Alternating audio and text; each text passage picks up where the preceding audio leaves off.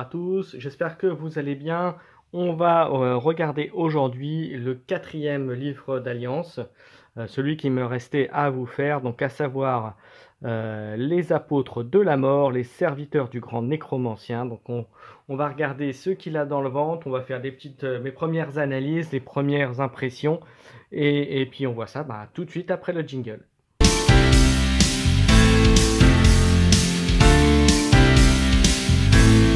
C'est parti, on va regarder ce qu'il y a dedans. Donc, comme les précédents, ça démarre par le sommaire et un petit peu de fluff. Un petit peu d'explication sur les maîtres funestes, donc les morts vivants. Comme les précédents, on continue avec l'explication du livret, des marques runiques des factions, donc les 4 factions qui intègrent, qui sont dans la faction mort. Donc à savoir les Flesh Eater Courts, la Légion de Nagash, les Night Hunt et les Ossiarches Bone Reaper. On vous réexplique aussi les héros et les alliés, les modifications qu'ils ont apportées dans la mise en place des bandes. Voilà, que ce soit en jeu libre, égal, narratif. Voilà. Hop. Ensuite, comme les précédents, ça vous montre ensuite les monstres. Ça vous redonne les aptitudes de chasseur de monstres, les aptitudes des monstres, donc avec le symbole qui est ici. Hop, et voilà, et les différents monstres qui sont accessibles à cette faction, donc le Terrorgeist, le Zombie Dragon. Donc vous avez l'explicatif, le tableau de dégâts. Donc comme je vous rappelle, les monstres, le principe c'est moins ils sont endommagés, plus ils sont forts. Et par contre, plus vous leur tapez dessus, moins ils vont vous faire de dégâts. Mais après, il faut quand même y aller, il faut quand même les engager, il faut leur faire des dégâts pour les avoir. Et leurs capacités sont plutôt dangereuses. Ensuite, après les monstres, les cerfs de la mort, donc avec la Swarmera, les Direwolf et le Felrat, voilà, que l'on connaît. Hop, on continue. Ensuite, on attaque les bandes de la mort et ça démarre avec les Flesh Eater Courts. Un petit peu de fluff pour démarrer. Et ensuite, on va sur les profils. Alors, comme d'habitude, ça commence par les aptitudes de la bande et ensuite les aptitudes de leader. Donc, vous voyez, c'est à peu près voilà ce qu'il y avait dans les profils habituels. Alors, il ne me semble pas qu'il y ait grand chose de mieux. Voilà, enfin je pense qu'il y a eu quand même 1 ou 2 profils de rajouter. Mais la bande reste fidèle à elle-même, une bande très très forte qui cogne dur, avec quelques volants qui sont un peu plus chers, et puis d'autres piétons on va dire. Mais voilà, c'est une bande qui, si vous la mixez bien, peut être très très dangereuse, parce que beaucoup de points de vie et qui cogne relativement fort. Donc pour vous donner un exemple, c'est une bande qui est assez efficace contre les Iranjo notamment. Voilà, pour leur côté résistance et ils frappent aussi fort que voire plus que les Iranjo, à titre de comparaison par exemple. Ensuite on passe Légion au Nagash, toujours un petit peu de fluff avec bien sûr le Nagash. Voilà, ici hein. Hop, et je vous invite à lire les romans sur Nagash parce qu'ils sont plutôt pas mal.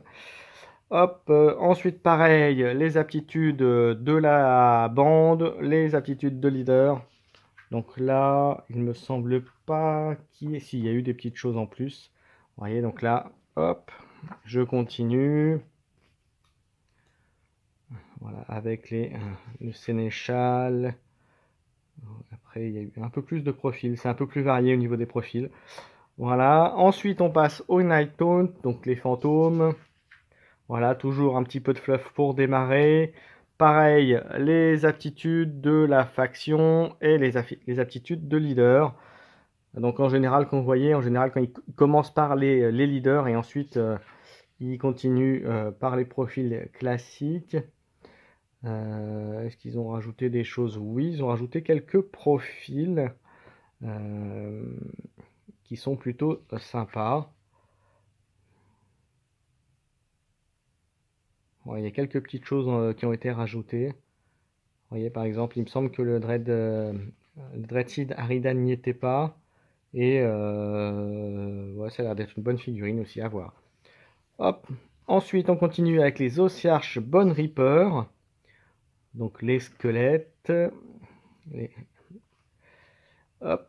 Donc voilà, pareil, aptitude de bande, aptitude de leader. Donc on voit les profils de leader toujours, comme je disais, en général, la première page des bandes, c'est les leaders. Alors chose que je n'ai pas précisé dans les précédentes vidéos sur les précédents livres. Voilà, mais c'est souvent le cas, vous verrez, c'est la première page, c'est souvent les leaders, enfin qui ont l'icône leader en tout cas. Ensuite, donc voilà les différentes choses. On voit que les montures là, hop, qui sont là, les unités montées, qui sont plutôt pas mal, qui coûtent pas si cher que ça quand on voit les stats. Quand on regarde par exemple celui-là, vous voyez, le Ravalos Atrider avec lance de Nadirite, vous voyez, pour 175, il fait quand même, il peut taper à 2, il a 2D, force 3, 2, 5, et puis il a quand même 8 de mouvement, 5 d'endurance et 20 points de vie, et c'est quand même un bon patator, et puis pas si cher que ça quand on relativise le coût. Voilà, je donne un exemple, hein, mais vous voyez, après il y en a d'autres, là les volants. Donc il y a des choses pas mal. Ensuite, ben voilà, les bandes, ben, on a fait le tour, parce qu'il n'y en a que 4, donc on a vu les 4. Ensuite, on continue pour les tableaux d'histoire. Donc, si vous voulez nommer vos figurines, votre bande. Voilà, donc je passe assez vite. Ensuite, les campagnes et défis. Les quêtes fatidiques. Donc, des quêtes qui vous permettre de débloquer des objets avec des bonnes récompenses. Donc voilà, je vous invite à encore du contenu supplémentaire. Voilà, parce que même si vous ne jouez pas ces bandes-là, c'est voilà, vous tombez sur un joueur qui va jouer contre vous, il va jouer cette campagne, donc ça peut être intéressant de le faire, de jouer aussi contre. Voilà, hop, voilà toutes les campagnes, avec les butins, ce que vous pouvez gagner en récompense. Voilà, que vous preniez la partie honneur ou gloire. Ensuite, les batailles de défis, donc comme vous le savez, c'est des batailles scénarisées aussi, généralement, pas que, mais notamment qui vous permettent de débloquer, entre guillemets, de permettre d'acquérir des monstres. Et souvent, c'est vaincre le monstre en question pour pouvoir l'ajouter à votre bande. Donc vous verrez, il y a donc ça, c'est vraiment des parties que j'aime bien. Voilà, je vous engage à en faire, ne pas de sortir des limites de bande contre bande, mais bande contre monstre ou contre monstre plus une petite bande. Voilà, donc c'est voilà, ça vous apporte encore autre chose dans le jeu. Donc allez-y, n'hésitez pas. Hop, vous voyez, il y en a quand même quelques-unes. Et ensuite, ça se termine par la feuille de bande Warcry lorsque vous faites notamment les campagnes. Vous voyez, avec toute la progression ici des campagnes. Voilà. Alors j'en profite pour faire un petit point sur les feuilles de campagne. Comme vous voyez, pour arriver à la fin, voilà, il faut arriver à cette étape-là. Ça, c'est des batailles. Et vous avez parfois marqué des petites icônes où il y a marqué première convergence. Alors les convergences, ça correspond aux batailles. Vous voyez, par exemple, sur Dos et Dames, la première convergence, c'est le plan de bataille que vous devez réussir lorsque vous jouez avec la de croix de mémoire, c'est les Ossiarches, si je ne me trompe pas. En tout cas, la bande qui fait cette campagne doit la réussir pour pouvoir continuer progresser dans les icônes. Sinon, elle est bloquée ici, elle doit la recommencer jusqu'à ce qu'elle passe. Donc vous voyez, c'est plutôt sympathique. Et puis, n'oubliez pas que le mode champion, c'est un mode un peu plus difficile.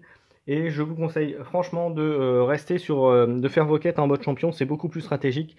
Et surtout, ça vous fait penser à bien conserver vos figurines et à moins foncer dans le tas, comme on dit concrètement. Voilà, bah, écoutez, la vidéo se termine. J'ai terminé donc les 4 livres d'Alliance.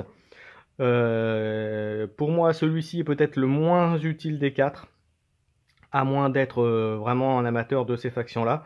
Je pense qu'il y a moins de choses que dans les autres. Personnellement, c'est mon point de vue. Mais ceci dit, est nécessaire si vous jouez ces factions-là, parce qu'il y a quand même des unités en plus.